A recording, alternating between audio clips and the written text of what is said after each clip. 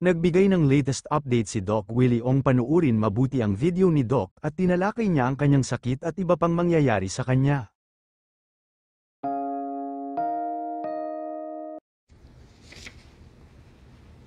Magandang araw po, Doc Willie ulit to. Pasensya na, matagal na yung huling live ko nung isang araw pa.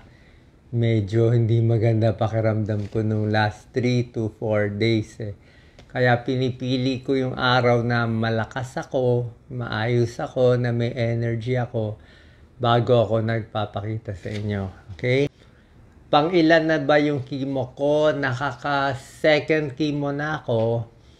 And malalaman natin yung resulta kung lumaki o lumiit yung bukol by mga October 9. So baka October 9, October 10, makwento ko sa inyo kung ano na nangyari dun sa 16 cm by 13 by 12, mga ganito sa kalaki. Para siyang football. Kung lumiit na ba? Pag lumiit, pag lumaki, bad news. Pag hindi lumiit, bad news din. Pag lumiit konti, pwede na. Pero malay mo, baka lumiit ng kalahati. Who knows, di ba? Who knows, baka lumiit. Hindi natin malalaman kung taba ba to, laman na to. Pero nakikita ko, marami nang lumuluwag sa katawan ko. Tsaka, ewan ko lang kung maniniwala po kayo, marami ako nakukuhang messages Minsan, like ngayon, ang problema ko yung chemo side effect ng fecal impaction. So, isang palang problema dito sa doxorubicin, papatigasin ang dumi mo. Bukod sa mawawala yung buhok mo, ang dumi mo magiging parang bato. So, ang hirap siya talaga. So, lahat ng mga mucosa ko, nagkakasugat-sugat. Ito yung nakita nyo, nangingitim siya. Dark siya maitim siya. Lahat ng dulo maiitim. Pati dito mucosa maiitim. Alam nyo naman, dito sa may puwet natin, ano yan, mucosa yan. So, sobra siya sensitive, konting gas-gas, dudugo siya talaga. So, masakit. Pero yung bukol, so far, mukhang mabait naman siya. Hindi siya nanggugulo. Huwag ko lang dadaganan sa kanan. So, I think it's getting better. Nasa kulay, nawala na yung jaundice ko. Mas nakakakain na ako. Sabi nga ng doktor ko, ni Dr. Ang Peng Tiam, talagang hindi to laro-laro, hindi to play-play. Away talaga to, laban ng bukol. Kain ng kain, kahit ano makain mo. Kainin mo lahat para may laban ka. Idumi mo lahat, kain dumi, para may panlaban tayo sa cancer. Kasi yung cancer mismo, kumakain siya sa sarili niyang pagkain Kinakain niya yung pagkain natin. So, pag kumain tayo, may kahati pa tayo. Okay? So, maraming salamat. Pag nakita niyo ngumingiwi ako mamaya, baka umaatake yung sakit dito sa puweta. Nasabi ko noon na pag sa Pilipinas ay 3 araw, patay na ako. Tama po yun.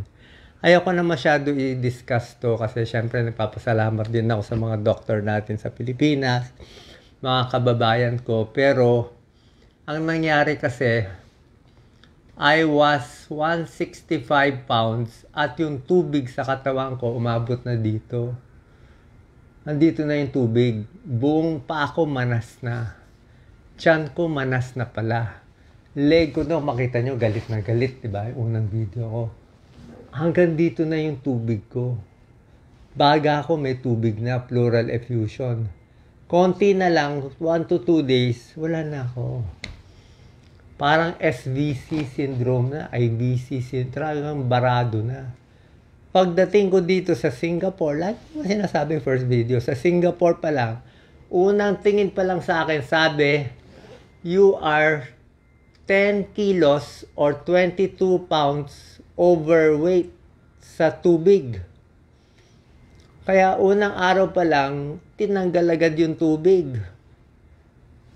Tinanggal nila agad yung tubig. Albumin, Lasix, pinaihi ako ng pinaihi. Hanggang bumaba ng bumaba yung tubig, kaya nakahinga ako. 'Di ba? So, sabi ko, parang God's will yun eh. Kasi medyo delirium na ako noon. Yung kapatid ko na namahala sa akin, sinakay na lang ako sa airplane. Tapos nakita ko, nandito na lang ako. Actually, ayaw pa nga ako gamutin ng doktor ko dito. Sabi niya, sino ka ba? Ba't ka nakalusot sa linya? Mahaba pila sa akin. Mas sabi ko, umiyak na lang ako. Sabi ko, wala akong magagawa. Nandito ako eh. Jaundice na ako. Ganito na ako. Kita mo naman yung isang hawak pa lang niya. May laki ng bukol mo. Grabe. Pero sabi niya, huwag kang mag-alala.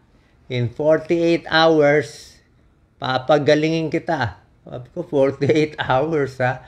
Galing ah. Oo nga, 48 hours. Tinanggal yung tubig, may gamot agad. So in 48 hours, bugbog agad. Sabi ko, grabe healthcare dito. Kaya nga sabi ko, kawawa talaga yung kababayan natin. Pag may chance ako, aayusin ko. Kaya para sa akin, naging parang God's will to. Parang, kung wala ng purpose ang Diyos sa akin, hindi dapat patayin na ako. Diba? Kung wala ng purpose, hindi dapat din ako nag-abroad. Patayin na ako, tapos na, that's it. Nakita ko na nga nanay ko, sinusundo na nga ako. So that's it. Diba? So nabuhay pa ako, may mission ako. Number 1 mission, nakita ko, kailangan bumait ang mga Pilipino. Kailangan bumalik tayo sa Diyos. Hindi na pwede yung puro scam, puro fake news, puro paninira, puro benta ng boto, puro pagmumura, puro kung ano na lang pinapanood. Hindi naman pwede ganun. Mamalasin tayo. Paano tayo yayaman bilang bansa kung puro ganyan na lang ang laman ng utak natin? Diba? Dapat konti naman. Konting balik. Tingnan mo yung mga overseas natin. Ang daming Pilipino dito sa Singapore, more than 50%. Ang gagaling. And there's yung ngayon, Pilipino, ang gagaling.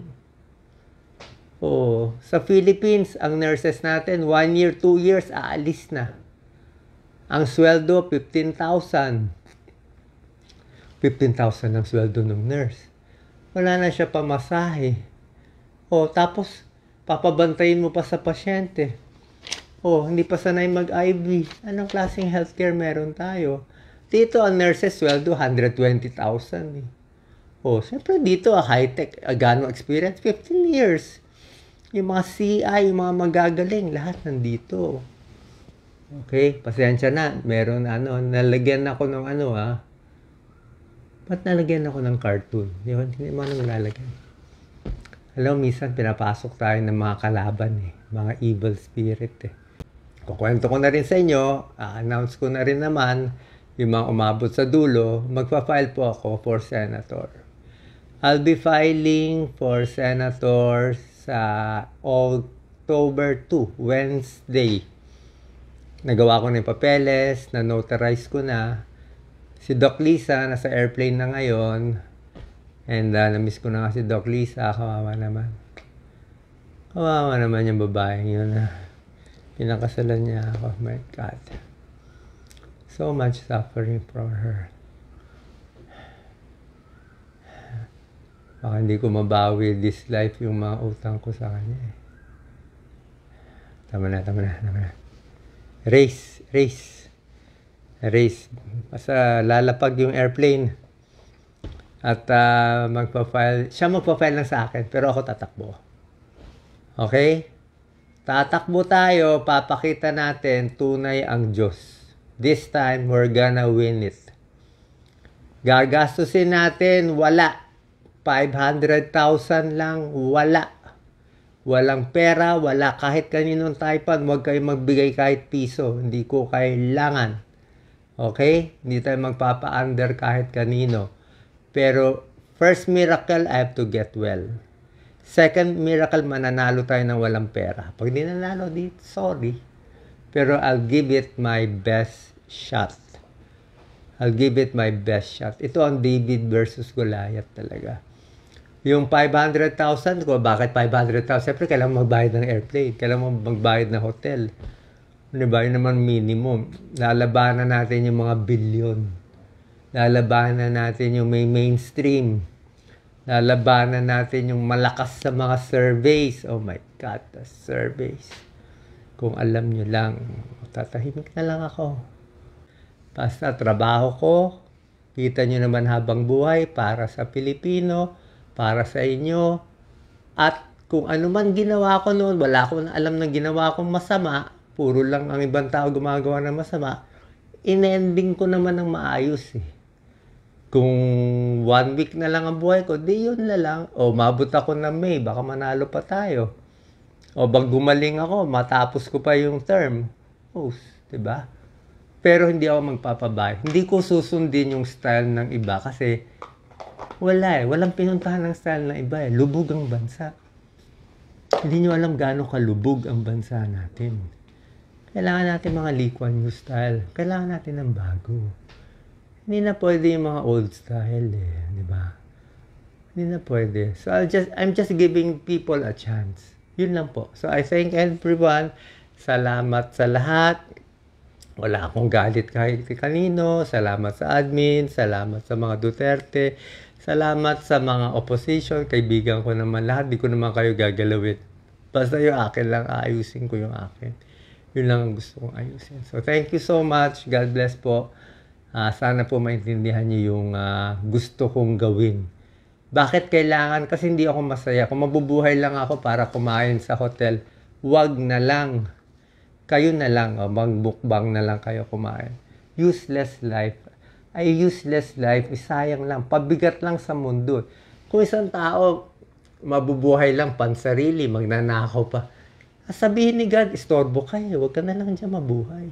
Siyempre, pipiliin ni God yung matitino na mga medyo mababait na iaangat